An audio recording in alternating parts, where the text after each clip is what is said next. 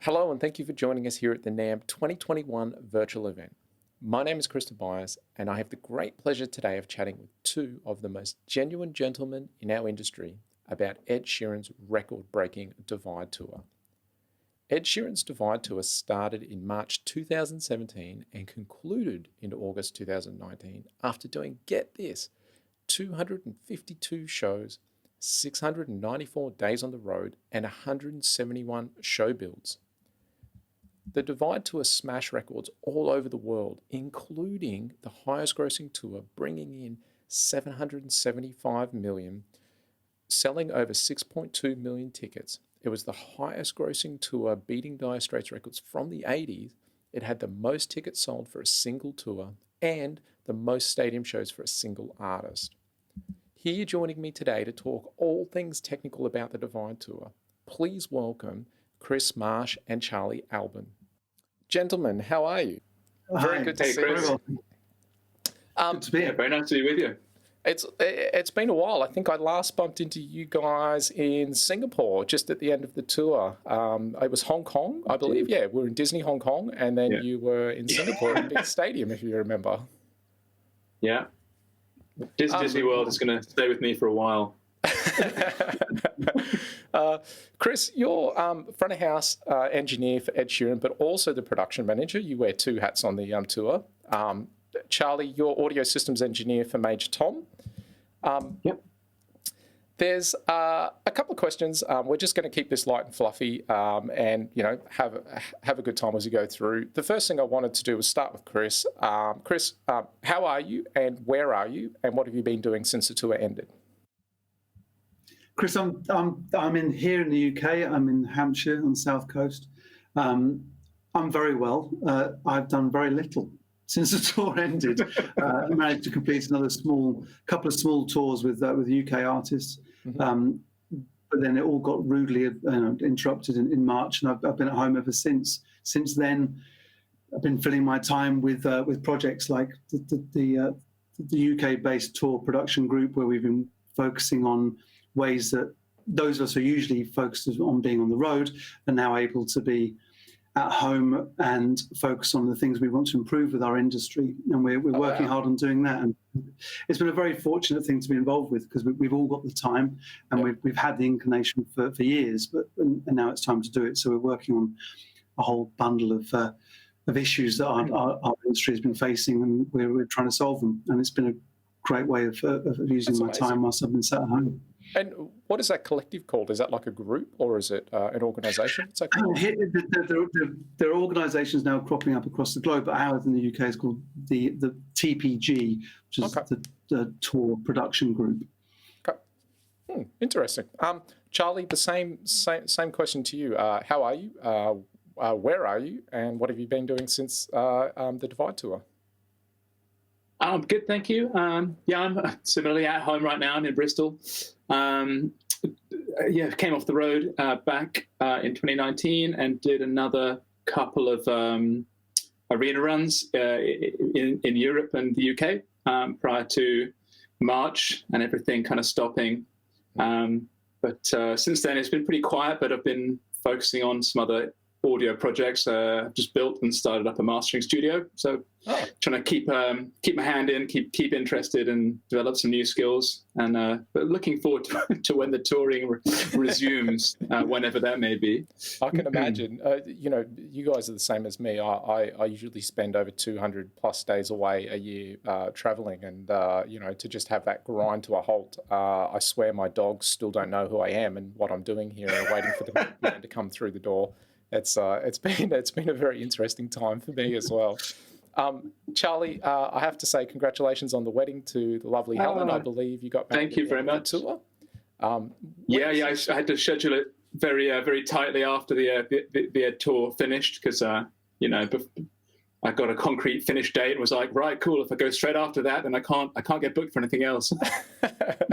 Well, also you wanted that amazing tan that you got on tour, so absolutely, it's worked out well. And no. I'm told it's also your birthday this week, so happy birthday for this week. Thank you. Thank you very much. I don't know if there's many birthday plans. I imagine probably just a quiet house party. Yeah. Just it's a very small, close community of people around. My wife and I. that'll be it. Let's dive into it. We're going to take a deep dive into the technical side of the Divide Tour. I kind of want to start with Chris. Take me back. 2011, you get the phone call to come and support Ed on a small tour around the UK. What size were the venues? What was that about? And how did that lead into where you are today? Well, it started, as you say, with those small shows that we did. I came on board as production manager and sound engineer at the time to look after those events. They were Ed's first full production shows, his first sort of headline sold out shows, and it was just a short run. And we finished that run, and his popularity was growing in Europe. So we hopped on a bus with a small trailer and went and did that. And then America got hold of, I think it was Lego House, which was his second single, and that gained some movement. So we went over there to follow the popularity of that and try to work it, and that happened all across the globe. And I took on a 2-week tour for a bit of fun at the beginning of the year, and a year in, we'd finished an album campaign globally, and we were planning on arena concerts pretty much globally. That the following year was a prospect of a new album. Wow! So within a year, you were going from 1,000-seat venues, and then you were straight into arena, and you were doing the arena tour. Yeah, absolutely. It was. Wow.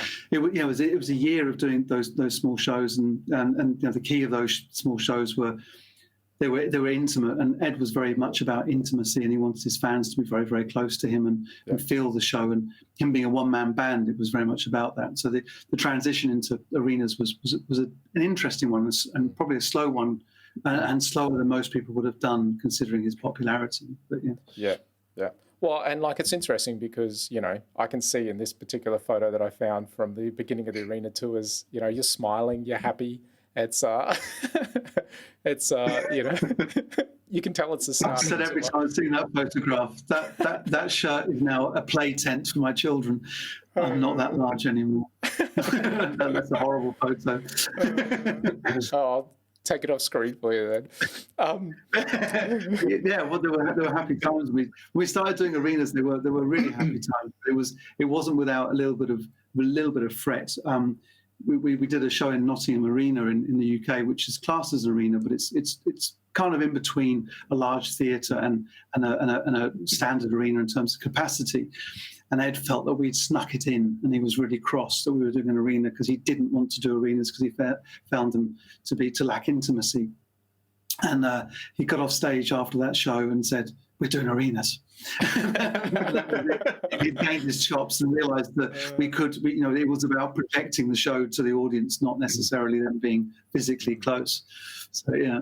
I guess, and so when you then moved into stadiums, was Ed comfortable with that? I mean, I guess doing the arenas was the next step, and then stadiums is just scaling up. Exactly that. His approach to it was exactly that. I'd scaled from theatres to arenas, and now he had his eyes set on stadiums, but was obviously very, very reliant on us lot, making sure that we delivered a show that had that sort of similar intimacy, but on a scale that was filled a football stadium. I'm hearing a weird noise. I'm not sure. Is that a cat? That's definitely Charlie's cat. I was like, what is that? Is that like in my ears? As soon as I heard of that, I know you're going to start this as Charlie's cat. No. This is live. We can't fix this in the edit. That's going to have to. No fix. I love. I love about that. Pre-recording was definitely the right move. Well, I was just saying. Unfortunately, Charlie, this is live, Charlie. So there's no editing. We'll have to edit that out in the. I should have brought it in. It's funny. It's funny because my dog Bear, as soon as I'm down in the office, she has to come down. So she's sitting here on the couch and she'll start snoring really loud, and I have to kick her to make her be quiet. But if I leave her outside the door, she's the same. She'll sit there and she'll be like, "Wah, wah," and just make these noises until I let her in. So I understand animals totally fine. Sorry about that. No, it was an interesting noise that I've never heard before on a live stream. So. You and me both. We get rescue cats from Thailand. They apparently sound odd. Chris, Anyway. I want to talk consoles. I know you use SD7 on the arena and stadium tours. Were you always Digico originally?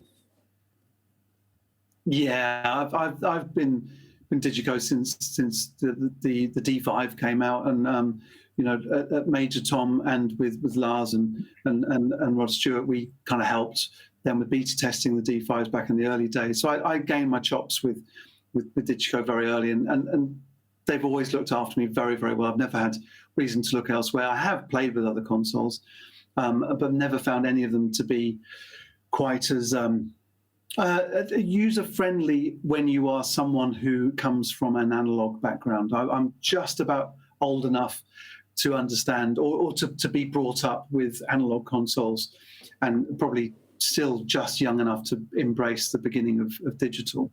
But Digico for me has always felt like an analog console. I've always felt like I can grab and I can control the console in the same way as I did with an analog console. So yeah, it's just been Digico all the way. And tell me, over the years, how many people have said to you, Ed Sheeran, easiest gig in the world, one guy on a guitar? Surely you've heard that.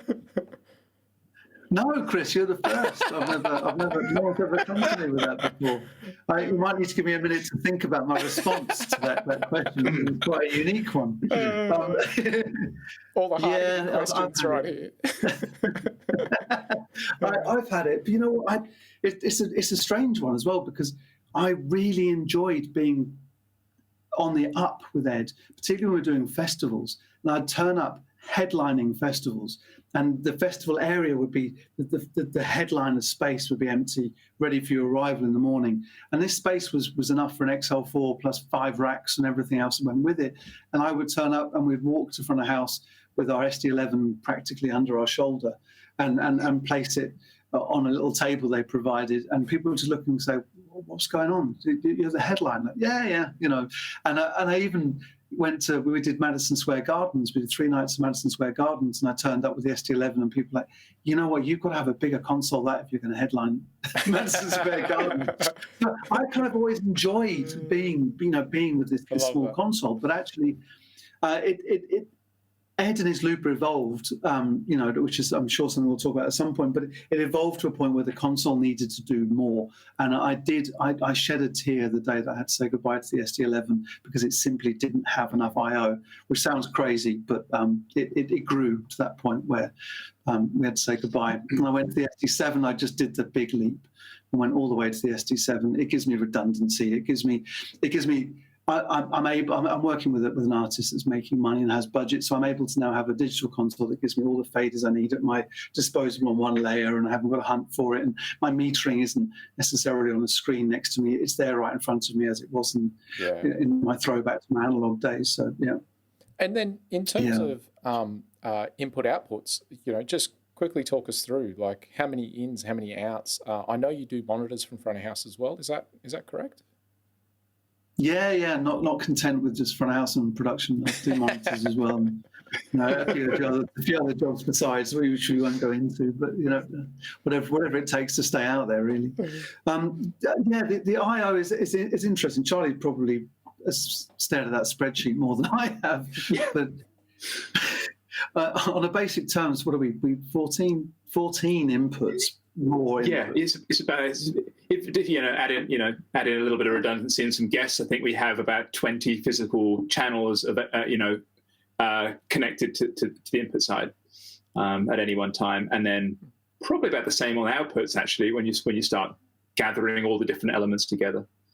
And that's before you really get into doing the PA. And I remember you telling me once, are you taking clean and dirty feeds from Ed? So you're taking clean feed of of the guitar, but then you're taking a dirty feed coming, or a mixed feed from his looping pedal. Yeah, in terms of using buses on the console, that's kind of multifaceted. Yes, I take a clean feed from his guitar before it hits the loop pedal, Okay. and I use that for all the ballads he does without the guitar, and I use that as his playing above the looper when he's finished building his loops. But I also take that for another reason. That also then goes through a matrix.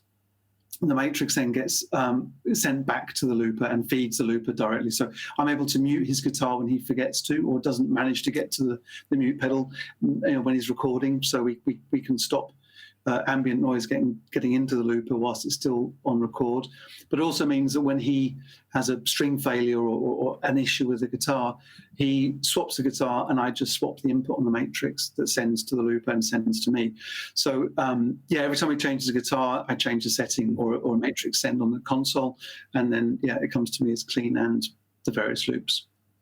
Wow, very interesting. And then talk to me about Outboard Gear. I know you've got a nice little rack beside you in front of house. Little pretty rack. Where would I start? Top to bottom or bottom? Yeah. It looks like you've numbered them, Chris. That's very nicely done. Top to bottom, yeah.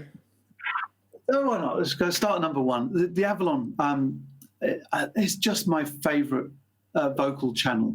Again, I don't want to mention too many times, but as an analog guy, I like to grab things, and the Avalon gives me that potential, and I can grab EQ. I can make sort of.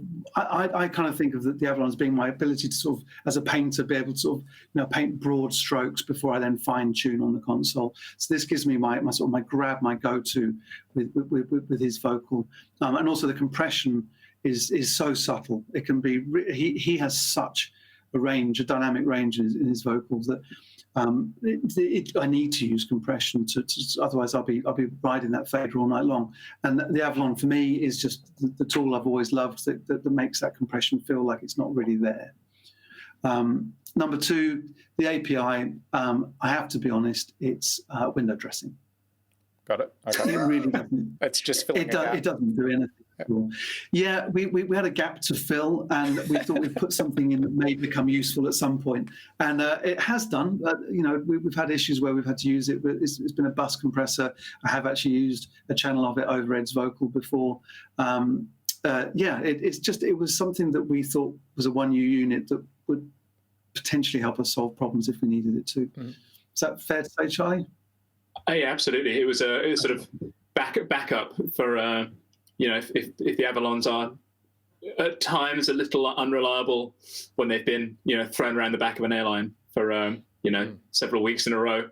And, when it's really tipped over at the last minute, the API has kind of bailed us out. But it's fairly infrequent.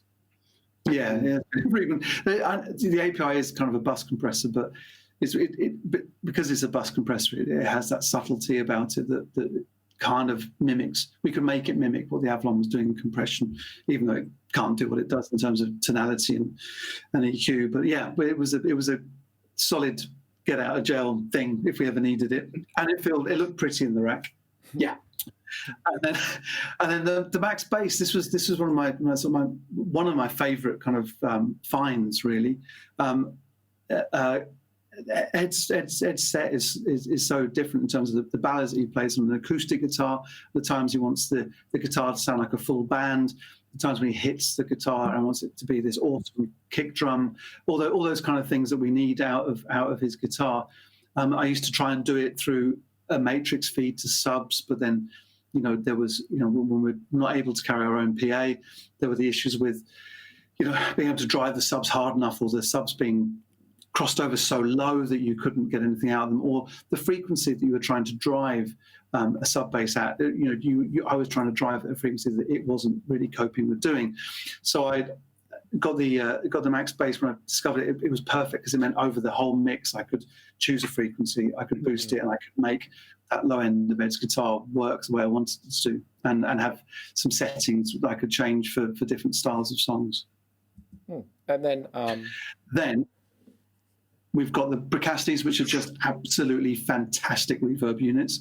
There's nothing more to say about them. They're natural and they sound wonderful. The Eventide, which doesn't sound natural at all, but it gives me what I needed to have in terms of some doubling, some chorus, some octavers, just some effects to be able to throw into the looper, and some effects to be able to put onto Ed's voice to thicken it. Not generally, just for some particular effects on particular songs. The Son FX is it gives us our media bridge. It just gives us output so we can split to the media without having to plug things in and out of the console. The Joko, now that's definitely Charlie's domain. Yeah, it's we record every single show with it, multi-track, straight digitally, straight from the console over MADI. It's just really solid. It just means we've got a record of what we've done, and we can use it to virtual playback at the next gig. So, the most current version of the way he played it, and we can try it out in the next venue and see how it translates. But it's also been helpful in, just pulling out some sort of unusual problems, things with in the early days of the looper when there was still a little bit of kind of development going on. It helped us kind of reveal some slight idiosyncrasies that we otherwise would probably have not found at all. It's pretty good. But day to day, it just one of the things I got told was on some of the earlier shows, Ed never had a set list essentially, and he would just play, and you guys just had to pick up on the beginning of the song and then be ready for it. Is that true? Yeah, yeah, it is true. Yeah, it would become a bit of a game between us and the lighting guys at front of house to sort of guess what it is, and it would be a combination of things. It would be a combination of him. His speech that he'd give before playing a song would lead you into a certain direction. Oh no, it's not going to be what's on the set list. It's going to be something different tonight. Or he would move his capo or something. Oh no, that's not right for this song. Or he'd play the first chord, and you think, yeah, I think it's this song. And we've been wrong regularly, but we were always right that it wasn't the song we expected. That's for sure. I kind of love that because, the whole thing about, Ed building the loops and he's on stage by himself, that kind of organic, if he feels like playing something, he just does it. I kind of like knowing that. It's a, kind of an interesting fact. One of the things that I wanted to ask Chris was, when did the Union Jack carpet with no shoes come about? What was the story there? Oh, gosh. Well, the no shoes thing happened a long time ago. Particularly, it goes back to when I was hanging PA and mixing front of house, really, not really just doing productions. So we have your day job and your evening job. And I used to feel that, you'd spent all day doing what you got to do. And the job of mixing front of house is a job in itself. And so I wanted there to be a sort of a differentiation between the day job and the evening job. And part of that was to sort of relax into and enjoy, so I used to kick my shoes off and stand there and mix the show. And I would kind of kick my shoes off and be in socks for mixing the show in pretty much every environment till our German promoter, and I can't remember when it was a long time ago, but our German promoter, and it was in the Festhalle as well, he presented me with this rug that was a Union Jack rug, which I actually felt was fairly significant in the Festhalle in Frankfurt. And and he said, I can't see you stand on the cold floor anymore. Have this as a present from us. And so awesome. Your feet will never get cold or dirty on another floor again. And every single show since then, that rug's gone down. Yeah, poor old Charlie. Because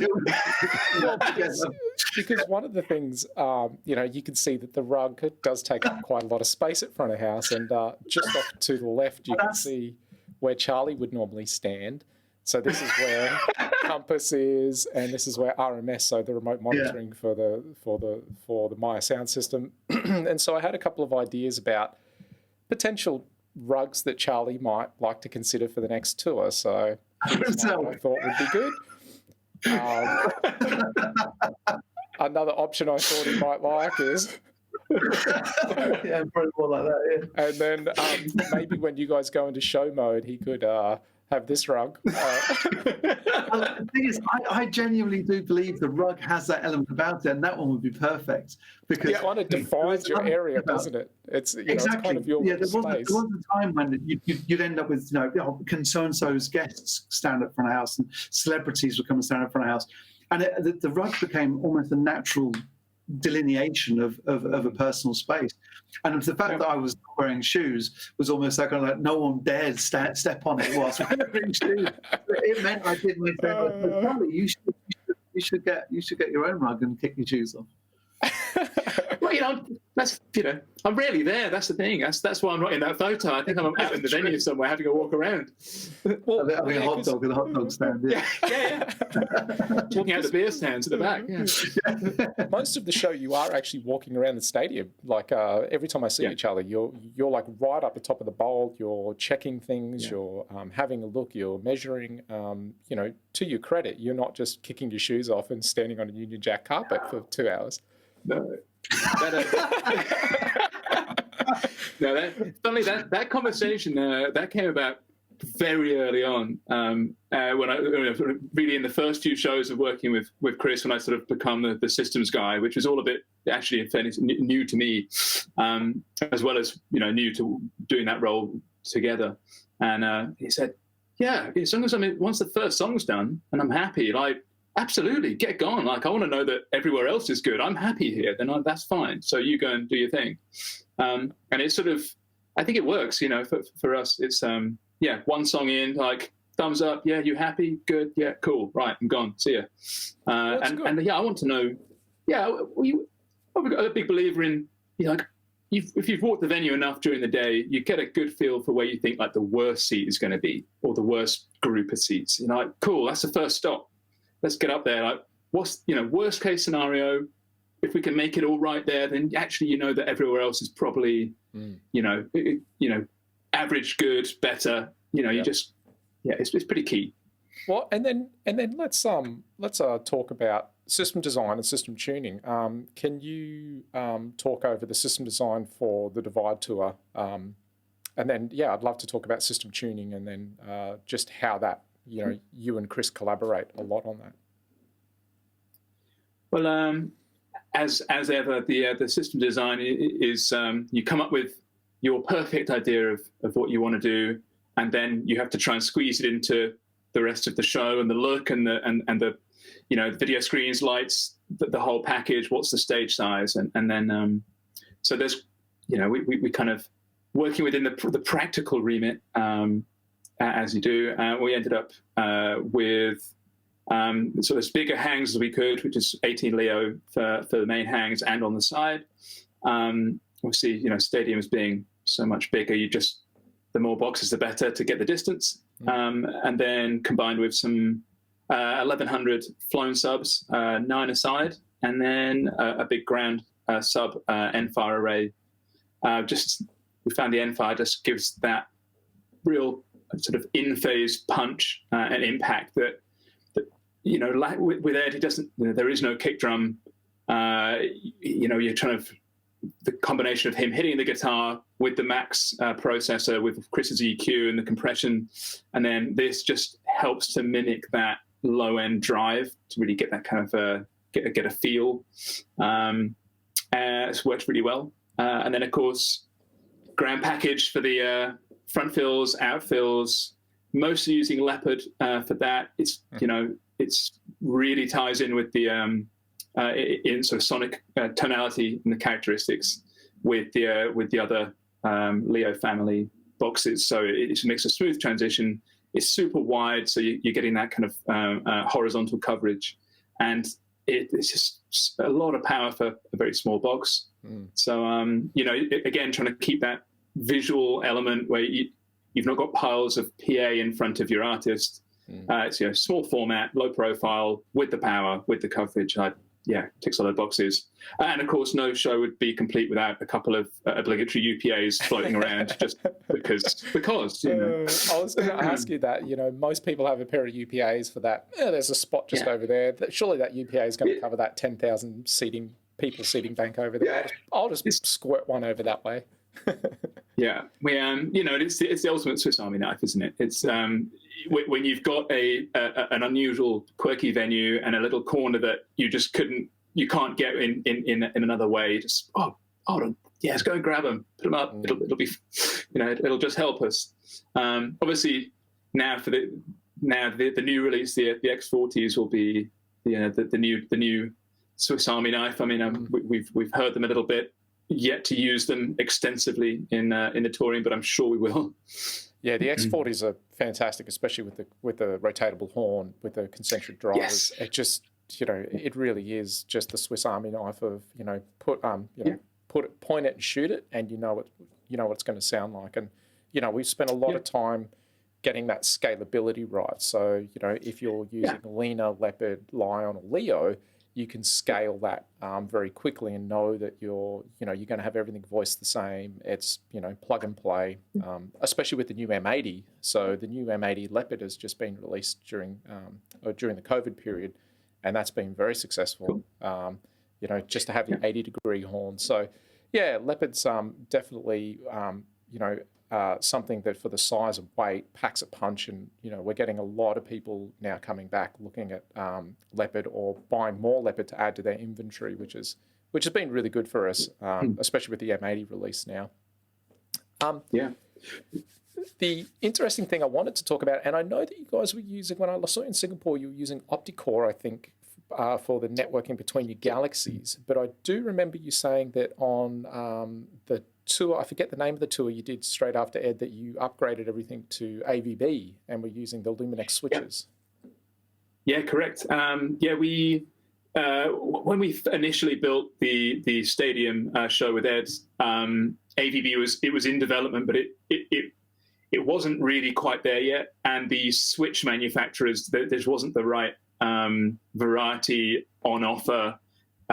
So we already used OptiCore. We knew how reliable it was and how and that it would deliver what we needed. So we went with something we could trust. And it did a great job of digitally transferring over fiber Galaxy from front of house and distributing out to the system. Of course, as probably during the tour, the AVB kind of angle, it started reaching a really good, development had reached to a point where we talked about taking it on, but it's midway through a tour. It's do you really want to unbolt all of your racks and then have to talk to the production manager or the artist and explain why what was working on the last show suddenly isn't working on this show? So it's stick with, it's tried, it's tested, it works, it's good, everyone's happy, let's continue. But as you're absolutely right. As soon as the tour finished with Ed, we took it back to the workshop and rebuilt all of our racks from scratch using Luminex switches, AVB distribution, and I took it out with Volbeat for a couple of months. Okay. And it's great. It's lovely to have all of the routing and everything within Galaxy worlds. You don't have to get onto another piece of software to then start doing a separate set of matrix routing and patching, etc. So very solid. I know there's been a couple of new releases since then, which have cleared up a couple of the a couple of little quirks with the original version. So it's I think it's definitely the way forward. The architecture really works. We're seeing more and more console manufacturers and more and more people moving towards AVB. I'm excited. Neutrix have just announced an AVB endpoint, so it'll be something that manufacturers can buy to put into their products, and it's an AVB listener. So that's recently been announced, which is going to make waves in the industry because it's now something off the shelf you could buy and then put into your products. One of the things I wanted to talk about. Sorry, Charlie. Yeah, no, just saying it's an interesting. I'll have to go and get online and have a look at it. Yeah, it's actually going to be a really cool little product. It's like a manufacturer-based product, but one of the things I wanted to talk about was stage racks. So one of the really interesting things about this tour, particularly, is the lack of stage racks. I guess you could say there is 2 stage racks, as you can see in the photo here, 1 per side, and that's it. That's Yeah. it. Yeah, that's it. It's yeah, as shows go, it's pretty compact. Yeah, one rack, it will do the entire left side, main PA, side hangs, subs, grand fill, the whole lot. So I mean, as you can see from the photos, you know, you've got a large chunk is power distribution, 400 amp in, and then 2 125 amp distros with the PowerCon soccer power feeds out to all the PA, and then there's 16 amp and PowerCon output for grand fills and that sort of thing as well on the back. And then some optical units in there at that time, which would now be the Luminex switches, and then feeding all the galaxies, and also a motor control as well. So, but what you can't see, that's with our weatherproofing on the top. So there's also 3 50-meter flown PA looms that live in the top of that rack as well. Okay, so like it really is. Is it where the cable comes down the top? Okay. Yeah, that's it. So it's pretty much a big gig in a box. So we felt that it just saves a lot of floor space. We came on average, we thought it probably saved us a good 45 minutes to an hour of load-in time every day, with not doing all the interconnects that we didn't have to do. Plus, you're not getting all the kind of wear and tear to all the connectors and everything. And just from a production standpoint, you're not taking up all that real estate or sightline issues, all that stuff. You know, it's it keeps everyone happy. So for a cost of building a metal frame to house everything, it's a bit of a no-brainer. And then in terms of like on average, how many crew did you have on the audio team, and how long did it take to get the system up and operational and passing noise? So we had a team of 6 for pretty much the whole stadium run. A team of 4, which including myself, for the kind of stage end, so main, side, subs, grand fill. And then we had a 2-man team who just handled our 4 delay towers. Okay. And yeah, we got it pretty slick, or as you would in a tour of this sort of length. So we'd normally tip a truck at 10. I would walk away from, PA would be hanging in the air by the time we had lunch. I would probably walk away at about 2 p.m. to set up front of house and then start, be tuning by 3. Mm-hmm. And by that point, actually, you'd be waiting to put some front fills on the stage because it hasn't rolled into position yet. So, really in about 4 or 5 hours, we'd go from gear still on the back of the truck to a full stage end PA being up and ready to go. Wow. And I could then, from 3 p.m. onwards, it would be a sort of flash will make sure that everything's working, a box by box check as you do, and then it would sort of move into system tuning. I suspect it probably took me every bit as long to tune it as it did for our 4 or 6 guys to actually install everything. Given a lot of stairs in those venues, you know how it is. Well, and you're using Sim 3 as well. I saw in your front of house rack. So you were just remoting in and then could walk around with your laptop microphone. Really nice way to do it. Yeah. And Chris, sorry, Charlie. Yeah, it's just, again, it's that being on the floor. I much prefer to be out with the microphone, hear what is coming from the PA. It gives you it's much easier to tell if something you're getting an odd response or an odd, odd readout, if you can be in position and hear that, it's reflecting off that funny curved wall, at the back there. Yeah, it's just, it's remoting in, definitely. And, I imagine some of these stadiums, I've seen some of them where they have those, those canopies over the top of the bowls, and, it must be, you're finding that happy medium to try and get the best in some of those areas. So being able to walk up there and have, your SIB on your arm and a mic just makes life easy.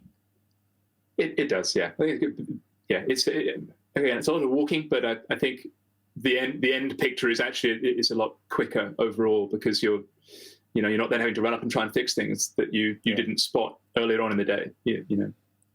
And Chris, tell me, you started originally using Milo and then went to Leo. How was that transition for you? And how have you found the Leo system? You've used it extensively now for years.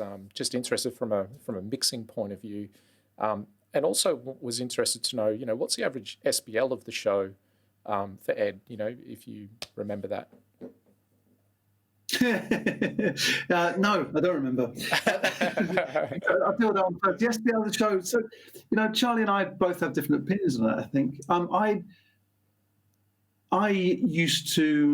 always had a meter that I followed. I like to be conscientious about it. I know that as an engineer, you can get carried away, and the more you get into your mix, the louder it becomes. So I always like to keep an eye on the way things are. And I'd like to think that we were 98 to 100 at most times. But I do also, I'm very, very well aware there are a couple of Ed songs that require it to be a little bit louder and have a little bit more impact. So we had peaks that were a fair bit higher than that. But in the same respect, I used to really enjoy, and Charlie used to spend time with me doing the same, when the audience allowed to really make it quiet, just really draw the audience into the experience and allow the whole show to get as quiet as it possibly could.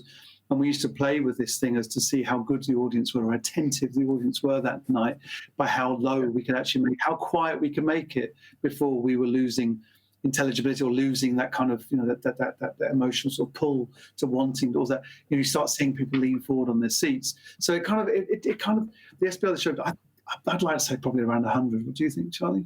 Yeah, I think so. Yeah, that's our sort of happy, if you take an average, I'd say about 100. Yeah.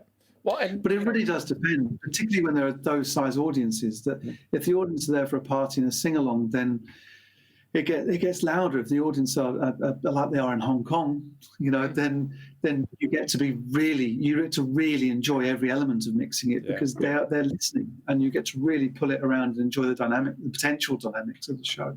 Well, and that's one of the things that I've always found about Leo, especially, is one, the clarity, but also the throw. And you can, I'm seeing more and more shows where it doesn't have to be loud. The audience doesn't have to leave with their ears ringing. It's not about that. It's about the clarity, and especially, all the shows that I've been to with you guys, and I've been walking around and listening. It's you're right. Is it Ed is so intimate. It does feel intimate because it's not aggressive. It's so nice, and I can totally understand why you're trying to find that nice happy medium where it's not aggressive, it's nice, it's comfortable, because you want to hear the vocals, and there's so much going on in some of those mixes. It's it's crazy how he layers using his pedals. It's very impressive. Well, it does take us back to the beginning of this conversation this evening. Is that the intimacy was really important to Ed right from the word go. He was scared to move from small venues because he thought he'd lose his intimacy with the crowd, or their perception of intimacy with him. And Leo enabled us to have that in large scale venues. And you're entirely right. It was about the impact, and impact isn't about volume. I needed Ed's vocal to be literally between people's eyes, but that's not about pounding them with volume. It was about clarity, and you start to realize that with an artist like Ed, and maybe actually it should be that way for many, many other artists, that it's as important as a comedian's tagline. It's as important as a joke from a comedian that Ed's vocals get to every single member of the audience. Because if the comedian isn't heard, then why go to watch the comedian perform? And I see it the same way with Ed, and as I say, probably many other artists as well. The audience want to hear what he's got to say, what he's got to sing, so they can sing along, and everything else will follow as long as you've got that clarity. Leo certainly provided for it. I'm not saying Milo never did, but Leo just had that extra something. And in the same way as it's kind of mystical, Ed's loops are very, very involved. He builds them up and builds them up and builds them up. There's so many layers within his looping. And I do feel lucky that we managed to travel the world before we were able to have our own PA everywhere we went, and experiment with different PA systems. And we gave it our all. And we did well with some PA systems in terms of coverage, in terms of clarity. And the one thing that no other PA systems ever delivered quite so well is the definition between layers within the loops, the definition between frequencies that enable you to hear all those different things that are going on, just be able to hear different nuances of what he's doing. Whereas many other PAs would deliver the noise, but it never kind of had the same separation. The mix was the same, the console's the same, the artist's the same, the artist's incredibly consistent. So the only variable we have really at these times with the PA, and Leo has always delivered that in that way. It's almost magical the way that it does manage to deal with these, these different noises and keep them separate from one another. And it's one of the things that I've noticed as well. The very first time I heard Leo was Michael Bublé, and I'd never been to one of his shows before, and it was the first time that it was an arena actually here in Melbourne, and it was the first time where I'd ever seen an artist. He's singing and then he'll start talking, but he's very witty and he tells a lot of jokes, and the entire arena was hearing it all at the same time. Everyone was hanging on every single word, and that's when you know that you've got something where it's here, as you say. It's just right there. The vocals, both when he's singing but also when he's talking, it's just clarity. And for me, that was an absolute game changer, to be standing there in that arena and watching 12,000 people all laugh at the same time and get the joke at the same time. It was a very, very different experience. One really interesting thing when I was going through looking for photos through the Meyer Sound stock images was I found some photos of you and Charlie. One in particular, I asked some of the staff to put a caption to see, what different people thought. And one of them was interesting. This is one. Peri Peri Chicken sounds good. There's another one. Charlie saying, "You sunk my battleship." And then another one that I love, Charlie asking Chris, do you think this photo of me beside do you like this photo of me beside the SD7? It's funny because you have no idea how close to truthful that is. it was usually trying to work out cycle routes for the day off, wasn't it? Or well, it's one of the things I really did notice in a lot of the photos is that you guys work so well as a team. It's like a credit to you is that you guys are obviously on tour for so long, but you're both so good at what you do, and I think that having that trust in each other really shows in the actual end products. And it was just that photo was hilarious. When I saw that, I was like, oh, this is great. Chris, I wanted to ask about stage design, because the stage design is really interesting. Can you tell us about the cantilever and how it works? The physical stage itself, the steel structure, yeah. So the original design of the show was designed for an arena show, so that whole kind of chalice look, or kind of several things it's been called, but I think I'll stick with a chalice. Was designed to be indoors, and we did the arena tour knowing we'd scale it up for outdoors. But we realized in the arena tour that one of the important things about that look was it couldn't be put in a box. It needed to be out there. It needed to kind of have its presence and not be sort of, given sides and a rear wall. So we set about trying to find someone who had a stage that would allow us to safely put over 40,000 kilos on the downstage edge, which is really, it was a really hard thing to achieve, because majority of stages, not all stages, were designed to have really heavy rear walls or heavy lighting rigs behind the band, whereas this was designed for the whole show to be almost in front of Ed. Most of the weight of the actual show was in front of his mic position. So no one had it. So we set about building this thing.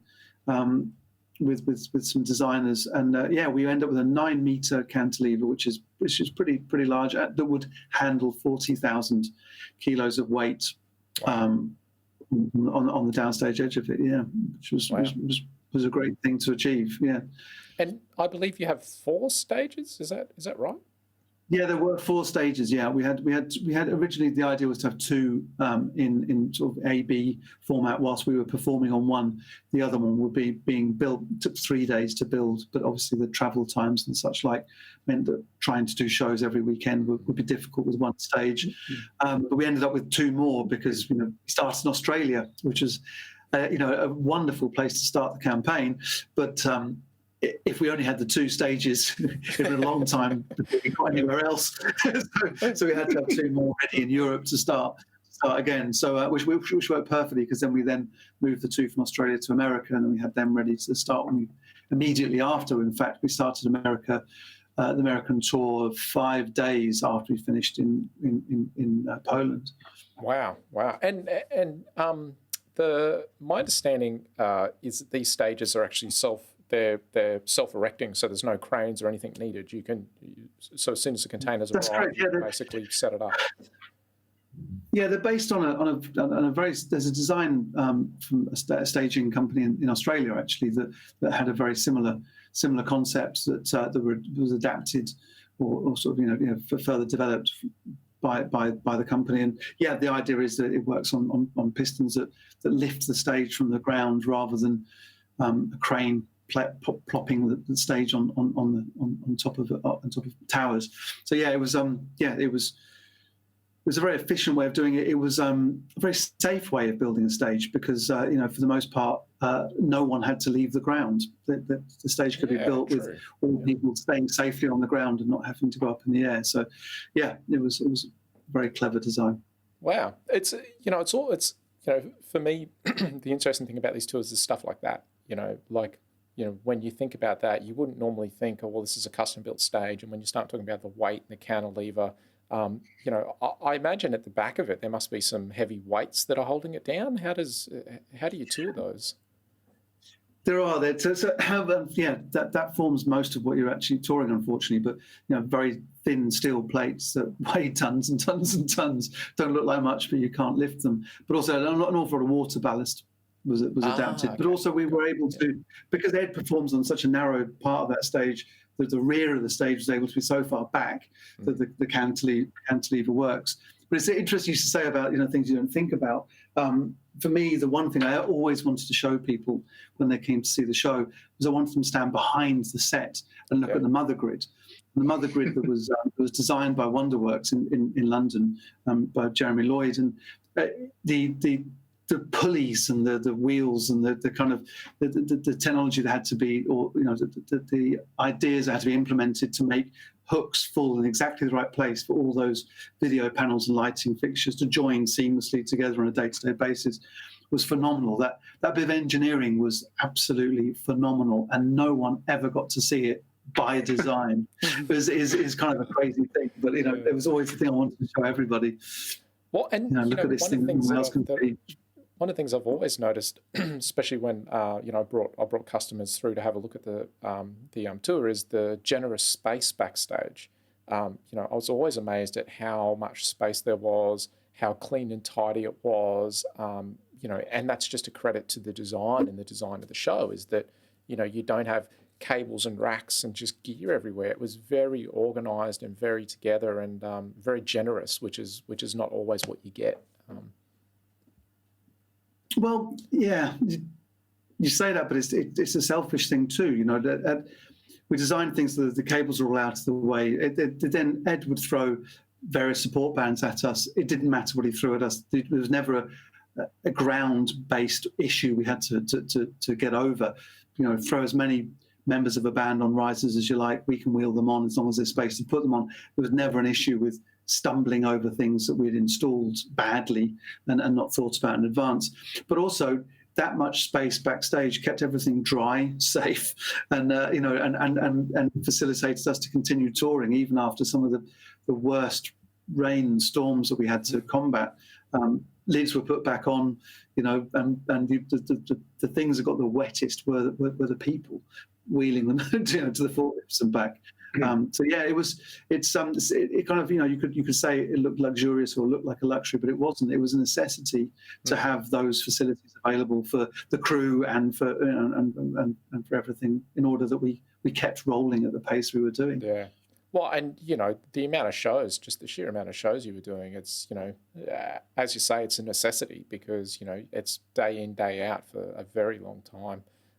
Yeah, it's a real, it's one of the things that, as you say, if you ever have the opportunity to go and have a look, the mother grid and the actual stage itself and the back of house area is very impressive. Just to go and have a look around. All right, I want to play a game of true or false, Chris, because I've heard a couple of things about the tour that I want to know if it's true or false. Oh no. Is it true that Charlie is always the first one to put his hand up to be in a photo shoot and is known as the best looking man on tour? Is that true? He is absolutely known as the most handsome man on tour, yes. Because I found some photos and I find his blue steel is I'm not sure what's going on here. It's just a man. You're so proud of that rack, aren't you? Man of his rack. Yeah, well, Charlie, what's your knee doing on my rug? I think it's probably just done, so I've been cleaning it. Yeah.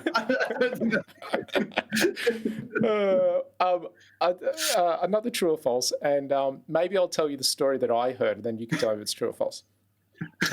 Chris, I got told that Bunchy was sitting around, as you do on tour, talking about stuff, and Ed said to you or the guys, if you had an endless budget, what car would you buy yourself? And his security guard said a Bentley, you said a Porsche 993, and I got told the guitar tech said a Prius. And at the end of the tour, you arrived home and your dream cars are in the driveway, and the guitar tech is like, oh, why didn't I ask for a bloody Mercedes? Is that true? It's not exactly true, but it's close enough, actually. Yeah, that's close enough to true. It was early days of us all being together, and yes, it was those situations where you're doing promo, and in a day you spend an hour doing something productive and the rest of it waiting to be told you can do something productive. So we used to sit around and talk about all sorts of things, favorite this or favorite that. What would you do if you had this amount of money? All those ridiculous things you do to pass the time. And the cars came into play one time. And yes, it is true that I ended up with a Porsche. Yeah, not that actual one, but yeah, I did a 911. Wow. Which I'm very proud of, and I still have. I think I've had it for 7 years now, and I just wish Ed had agreed to pay all the bills that go with it. But that'll be the next tour. Next time he asks, you've got to say you got to pay for the bills. And it is kind of true that the guitar tech Trevor had been pining after a little smart car, as it turns out. So not even a Prius, a very, very small two-seater car, which is made even more humorous when you see what a fine chap Trevor is. It's interesting to think he even fit into that little girl car. But yeah, that is what he ended up with. Yeah, that's funny. Well, look, we're coming up to the end of the hour, and I kind of wanted to share again. When I was doing research, one of the amazing things I found was just a large amount of photos of you and Charlie standing beside the console at front of house. So I thought, what better gift to give you than a calendar to remember your time on tour. So here's January, here's March. Look at us. Also got June as the tour goes on. Very nice. John and Helen were there that day. I found the photo of John and Helen, and this is October. Yeah, they were there that day. And then my personal favourite is December, which... yeah. Oh, I remember that. Oh, I told you couldn't use that one. That's been copyrighted, hasn't it? I'm not allowed to use that. No, it's been fun, guys. Look, it's been, it's always great to catch up with you. It's always great to see you on tour. You're so generous with your time, and you're such gentlemen of the industry. I don't know how many times I've come to shows, and the amount of time that Charlie's spent with me and my customers and my sound customers. It's it's a real credit to you guys. And before we go, I thought it might be nice to for Charlie to do a shout out to the crew, because as we know, we're only as good as the people around us. Yeah, absolutely. It's been a real kind of core value, and it's come from the top down. Honestly, if you've got good people to work for and kind of good quality people, then it makes all the difference, and it makes it fun, and it gives you the best possible place to do your job well. So obviously starting with Mr. Marsh on the one side there, and then Parker Vandenberg from the US, our lovely Welsh colleague Adam Wells, David White from Bristol, lives up the road from me, David Pointer from the UK as well, and my good self, and then Colin, whose name I will have to look up. I'm dreadfully sorry. My memory is deserting me, but from Canadian. Colin, we had a very good team. And the one person who's missing from that, who definitely deserves a mention, is Richard Wanacott, who's another Brit. We had some great guys, and extremely grateful for their hard work and dedication to delivering, the PAs every day on time. Well, and it's amazing. Just at the beginning of this session, when I was just talking about some of the records and the stats from the show, but there is many records that this show, the actual Divide tour, has broken. And it's not just broken; they smashed. It's smashed records all over the world. And you guys did a great job. I'm very much looking forward to when you go back out on tour again. And I don't know what Ed has in the pipeline, but I'm sure it won't be long before he's out again. And hopefully we're all back out there very soon. Yes, fingers crossed. Yeah, absolutely. Guys, again, thank you. Thank you for supporting my sound.